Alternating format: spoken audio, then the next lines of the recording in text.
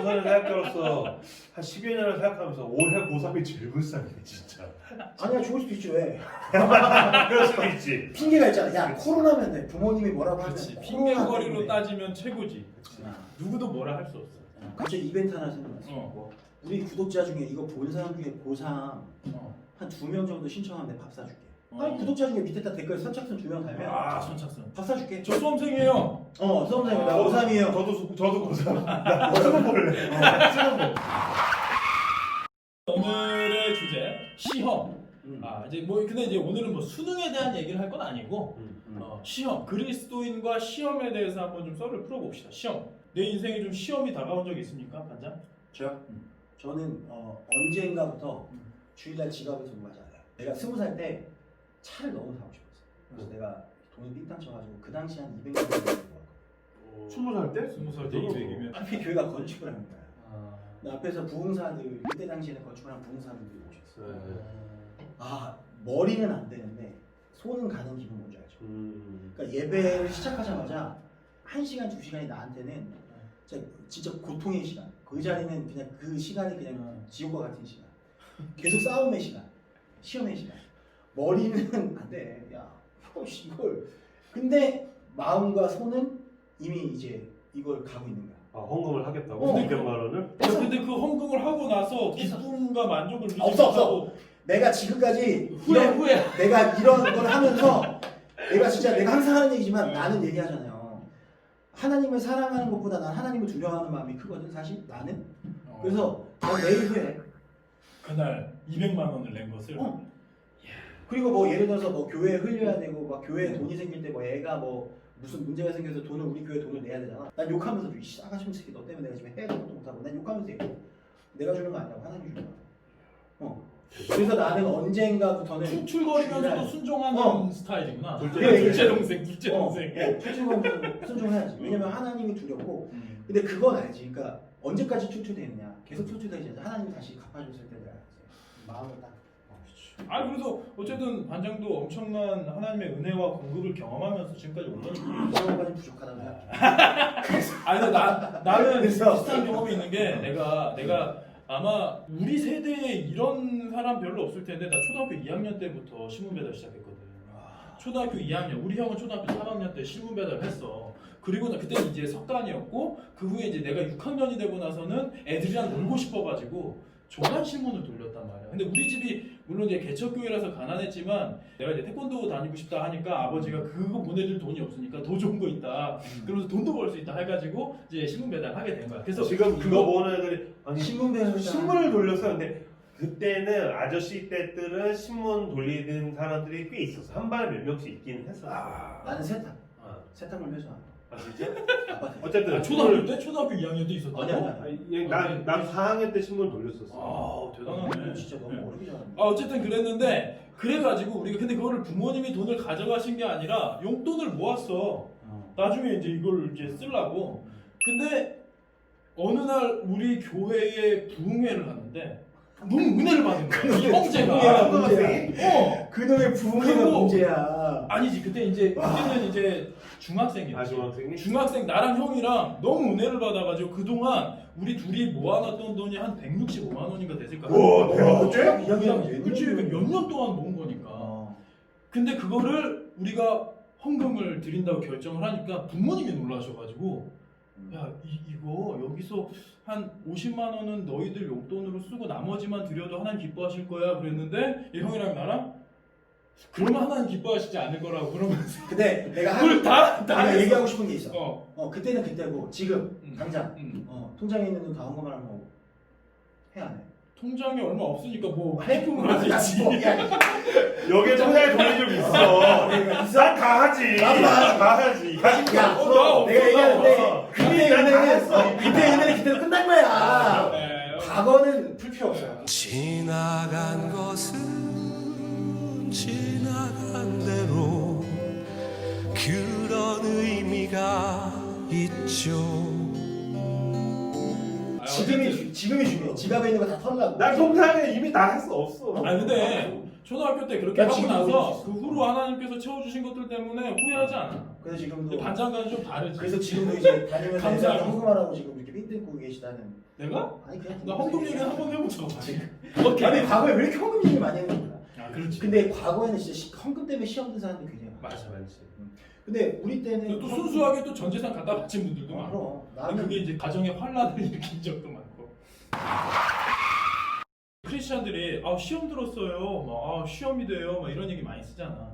근데 그거에 대해서 실제로 이게 하나님이 주시는 시험인지 아니면 사탄의 시험인지 그거에 대해서 우리가 좀 분별력을 가지고 좀 정리는 좀 할 필요가 있다고 생각이 드는데 분별력 없이 그냥 막 쓰다 보면 자기가 죄성 때문에 자기가 유혹에 자기가 휩쓸려 놓고서 하나님 왜 나를 시험하시냐고 이렇게 하는 경우. 근데 나는 그거에 대해서 시험 들었다라는 말을 하나님이 되게 억울해 하실 수 있을 거라고 생각해. 왜냐면 하나님 시험하신 적이 없는데 그래. 지가 성격이 혼자 그지 같아서 혼자 시험 들어. 지가 그렇게 가는 거야. 그러니까 지가 성격이 이상해, 지가 쪼잔해, 지가 여유가 없어, 너그러움이 없어. 그래서 사실 세상에서는 술 한잔 마시고 툭 털 수 있는 건데 지가 시험 들었어. 그러면 하나님 아니야 난 널 건든 적이 없어. 사탄이 나 시험했어. 사탄 너 아니야 너 혼자 잘하고 있어. 이런 경우는 되게 많다고. 맞아. 만약에 예를 들면 지금 이제 고3들이 대학을 가야 돼. 그러면 어떤 애는 대학에 붙고 어떤 애는 떨어질 수 있어. 근데 너 열심히 안 했잖아. 그럼 내가 떨어졌어. 그럼 내가 떨어진 입장에서 교회에서 누가 붙었다라고 막 축하를 해주고 그러면 그게 마음이 상할 수 있지. 인간이니까. 난 떨어졌으니까. 그 실패가 때문에 힘들 거야. 그런데 내가 떨어졌다고 해서 누군가가 붙은 사람에 대해서 축하해줄 때 저 사람 붙은 거 막 교회에서 축하해줘서 나 교회 때문에 시험 들었어. 그건 진짜 찌질한 거지. 그냥 붙었으면 축하한다. 나는 떨어진 대로 슬프다. 그럼 떨어졌으면 인생 끝나? 아니야. 나는 다시 재수를 하든지 취직을 하든지 여전히 내 인생에는 하나님의 인도하심이 있을 거란 말이야. 근데 그것에 대한 믿음은 없고 붙은 애들 축하해주니까 짜증난다. 그 부분에 대한 쪼잔한 거 인간적인 성격의 결함을 가지고서 나 시험 들었어. 교회가 나한테 시험 됐어. 이렇게 얘기하는 건 그건 옳지 않지. 그러니까 치러 와. 위로해줄게.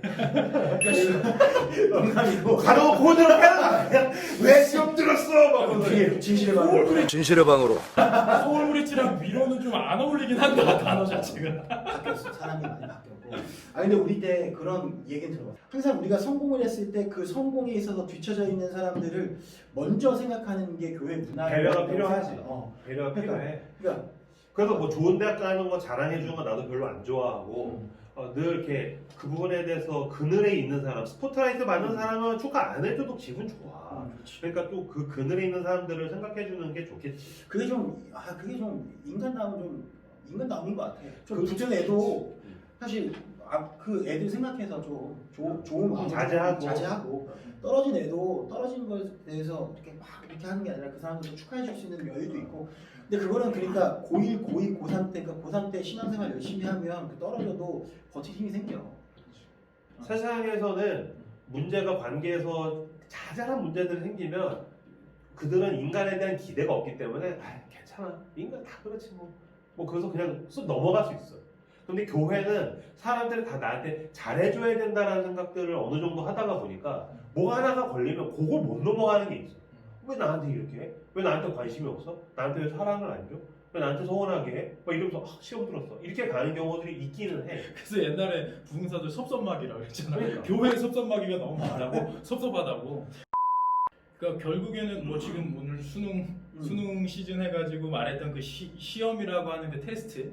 이 테스트 영역은 하나님께서 우리를 연단하시고 광야의 시험으로 가는 건 우리가 불가항력이기 때문에 거기에 대처하는 건 그냥 우리가 하나님 앞에 머물면서 하나님이 우리에게 요구하신 자세가 무엇이 이걸 고민하면서 신앙적으로 반응하는 것이고, 그렇다면 이제 우리가 또 다른 단어인 그 템테이션, 유혹, 우리를 넘어뜨리려는 죄의 유혹으로서의 시험 앞에서는 그냥 그걸 기억하는 게 맞는 것 같아요. 하나님이 내가 이 자리에 있는 것을 원하시는 게 아니다.